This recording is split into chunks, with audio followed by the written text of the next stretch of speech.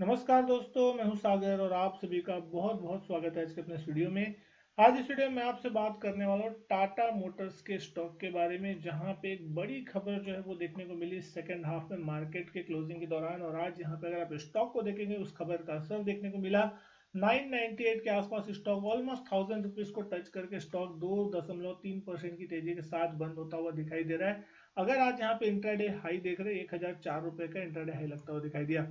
सुबह से स्टॉक कहीं ना कहीं पॉजिटिव जरूर था, लेकिन सेकंड हाफ में अगर आप देखें 3 बजे के आसपास यहाँ पे आपको एक शार्प पिकअप देखने मिला प्राइस पे। 990 रुपए से लेके 1004 रुपए तक का आपको यहाँ पे मूव देखने को मिला। और वहां पे जो खबर काम करते हुए दिखाई दी वो थी, कहीं ना कहीं यूरोपियन यूनियन ने चीन से इंपोर्ट होने वाली ईवीज पे जो टैक्स है वो वहां पे बढ़ा दिया है। और उसका सीधा सीधा जो फायदा है वो टाटा मोटर्स को होता हुआ दिखाई देगा, क्योंकि कहीं ना कहीं ग्लोबल ब्रांड है। जेएलआर और उन सारी चीजों का जो बिजनेस है वो यूरोप में बहुत ही बड़ा तरीके से बनता हुआ दिखता है।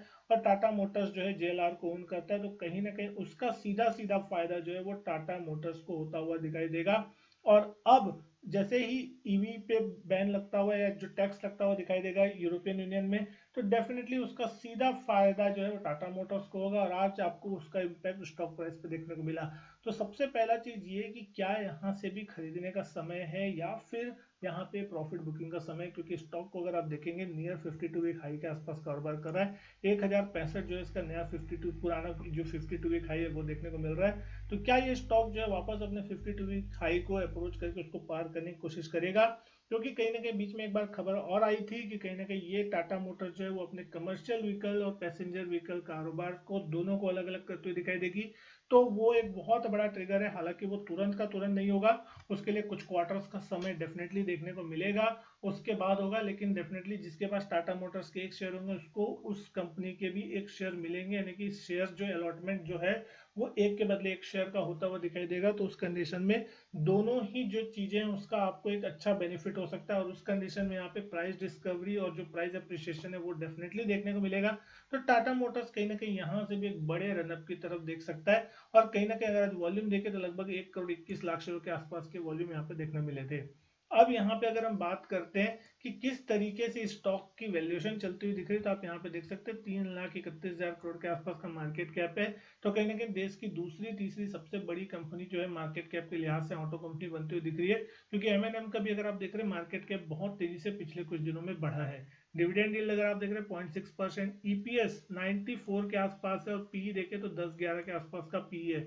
तो आपको ये पी रेशियो इतना कम इसलिए देखने को मिल रहा है क्योंकि पिछले 1-2 साल में कंपनी की जो कमाई है वो बहुत तेजी से बढ़ती हुई दिखाई दी। क्योंकि कहीं ना कहीं जो इसके ऊपर सबसे बड़ा लोड था या जो सबसे बड़ा कंसर्न था टाटा मोटर के ऊपर वो था जेएलआर बिजनेस, जहां से उसको लगातार लॉस आते थे पिछले कई सालों से। अगर आप देख रहे हैं तो इंडियन बिजनेस में अगर थोड़ा बहुत प्रॉफिट भी आता था तो जेएलआर की तरफ से एक बड़ा लॉस आता था। लेकिन पिछले कुछ क्वार्टर्स में अगर आप देख रहे हैं, पिछला पूरा साल अगर आप देख रहे हैं, तो जबरदस्त परफॉर्मेंस जो है वो देखने को मिल रही है। और कहीं ना कहीं कंपनी प्रॉफिट की तरफ टर्न अराउंड हो रही है, छोटा मोटा नहीं, अच्छा बड़ा तगड़ा प्रॉफिट करती हुई दिख रही है, जो कि इसके आपको ईपीएस में देखने मिल रहा है। और इस कारण से जब ईपीएस इतना ज्यादा हाई होगा तो प्राइस टू अर्निंग मल्टीपल आपको बहुत ही कम देखने को मिल रहा है। तो अगर यहाँ से प्राइस टू अर्निंग मल्टीपल 10-11 के आसपास का है, अगर ये 14-15 के आसपास का भी मल्टीपल होता है तो आपको ये स्टॉक का भाव लगभग 1400 से 1500 के रेंज में देखने को मिल सकता है।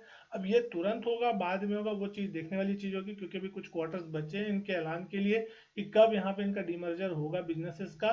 तो वो चीज को आपको देखना होगा। लेकिन कहीं ना कहीं अगर आप लॉन्ग टर्म के नजरिए से बैठे हैं और आपको एक अच्छा सेफ बेट स्टॉक के रूप में रखना है, क्योंकि ऑटो सेक्टर में आपको एक चौतरफा तेजी सारे ही ऑटो स्टॉक्स में देखने मिल रही है। ऑटो स्टॉक्स हो, ऑटो इंसल्री स्टॉक हो, और ईवी का जो प्ले उसमें सबसे बड़ा मार्केट कैपिटलाइजेशन अगर आप देखते हैं तो ईवी सेगमेंट में टाटा मोटर्स के पास, यानी कि बाजार में 10 गाड़ियां अगर ईवी की बिकती है तो 6 से 7 गाड़ियां जो है वो टाटा की बिकती है। तो वो एक बहुत बड़ा इनके लिए पॉजिटिव है कि कहीं ना कहीं इन्होंने जिस तरीके से सबसे पहले ईवी की तरफ टर्न किया है बाकी कंपनियों की तुलना में, उसका सीधा सीधा मार्केट शेयर इनके पास आता हुआ दिखाई दिया है। और एक से एक गाड़ियां अभी बनती हुई दिख रही है, डिजाइन से लेके हर एक चीज, मजबूती से लेके हर एक चीज में टाटा मोटर्स की गाड़ियां जो है वो पहले के मुकाबले बहुत ज्यादा बेटर होती हुई दिखाई दे रही है। और वो सारी चीज का रिवॉर्ड जो है टाटा मोटर्स को देखने मिल रहा है। तो अब ये एक पैसेंजर व्हीकल या इस टाइप की टैक्सी टाइप की गाड़ियों से निकल के एक प्रीमियम सेगमेंट की गाड़ी की तरफ बढ़ते हुए दिख रहे हैं। और उसका इम्पैक्ट आपको स्टॉक प्राइस पे भी पिछले कुछ सालों में देखने को मिला है। कहाँ एक वक्त एक कोरोना के समय में स्टॉक 60-70 रुपए की रेंज में हुआ करता था और आज ये स्टॉक ऑलमोस्ट 1000 रुपीज के आसपास देखने मिल रहा है। नहीं कि किसी ने कोरोना के समय से स्टॉक में इन्वेस्ट किया होता और अभी तक अगर उस स्टॉक को होल्ड करा होता तो एक जबरदस्त लगभग 10 से 15 गुना की वेल्थ वो स्टॉक में क्रिएट कर सकता था। पिछले एक साल में भी अगर आप देखें यहाँ पे स्टॉक में एक जबरदस्त मोमेंटम देखने को मिला है और पिछले 4-5 महीनों से अगर आप देख रहे हैं तो ये स्टॉक एक रेंज बाउंड बना हुआ है, ज्यादा बड़ी कोई मूवमेंट ऊपर या नीचे की तरफ देखने को नहीं मिली है। 1050 1060 इसका अपर रेंज है और लोअर साइड में अगर हम देखें तो 900 925 के आसपास इस स्टॉक में लोअर रेंज लगती हुई दिखाई दी है। अभी फिलहाल 1000 रुपए के आसपास स्टॉक कारोबार करता हुआ दिख रहा है। 1000 रुपीज एक बहुत क्रूशियल लेवल है, अगर इस लेवल के ऊपर स्टॉक निकल जाता है तो फ्रेश बाइंग और शॉर्ट कवरिंग यहाँ पे आपको देखने मिल सकती है। जिस तरीके से स्ट्रक्चर इस स्टॉक का अगर आप देख रहे हैं अभी भी पॉजिटिव है, 200 ईएमए के लगातार ऊपर कारोबार कर रहा है, सारे शॉर्ट टर्म मूविंग एवरेजेस के स्टॉक अभी भी ऊपर चलता हुआ दिख रहा है। अब ये स्टॉक रेंज में रहेगा तो डेफिनेटली थोड़ा बहुत करेक्शन हल्का फुल्का दिखाता है, तो उससे आपको डरने घबराने की जरूरत नहीं है। ये स्टॉक इतना लंबा चला है तो यहाँ से हो सकता है 10% गिर जाए तो कोई बड़ी चीज नहीं है। ऊपरी लेवल से भी आप देखते हैं 1065 के लेवल से 920 925 जो कि 4 जून के दिन यहाँ पे हमने देखा था एक गिरावट आई थी, 855 का लो लगा था, तो ऑलमोस्ट ऊपर से 15-20% का करेक्शन भी इस स्टॉक ने दिखा दिया। लेकिन रिकवरी भी उस लेवल की हो चुकी है, नीचे लेवल से एक अच्छी खासी रिकवरी हो गई है। अब यहाँ पे 1000 रुपए और 1050 के आसपास का लेवल बहुत इंपॉर्टेंट है। अगर ये 1000 से 1050 की रेंज को निकाल देता है जो कि एक हल्का रेजिस्टेंस जोन हो सकता है आने वाले कुछ दिनों में, लेकिन अगर वो लेवल निकलता है तो फिर ये स्टॉक वापस अपनी पुरानी तेजी जो है, जिस तरीके से ब्रेकआउट के बाद एक नई तेजी होती है वो कंटिन्यू करेगा और फिर कहीं ना कहीं स्टॉक 1100-1200 की रेंज में जाने के लिए तैयार होता हुआ दिखाई देगा। और उस कंडीशन में आपको देखने मिल सकता है कि स्टॉक में आपको यहाँ से भी 10 से 20% के मूव जो है शानदार देखने को मिल सकते हैं। सपोर्ट की अगर हम बात करें 950 से लेकर 970 वो एक अच्छा सपोर्ट जोन है, जहां पे अगर स्टॉक आता है तो कहीं ना कहीं एक बार एक्यूमुलेशन के बारे में सोच सकते हैं। 950 के नीचे जाता है तो फिर कहीं ना कहीं यहाँ पे थोड़ी वीकनेस जो है वो गहरा सकती है। अभी भी 200 ईएमए जो है लगभग 850 860 की रेंज में, तो ये स्टॉक अभी भी बहुत ही स्ट्रॉन्ग हैंड में है और कहीं ना कहीं स्ट्रॉन्ग सेंटीमेंट है।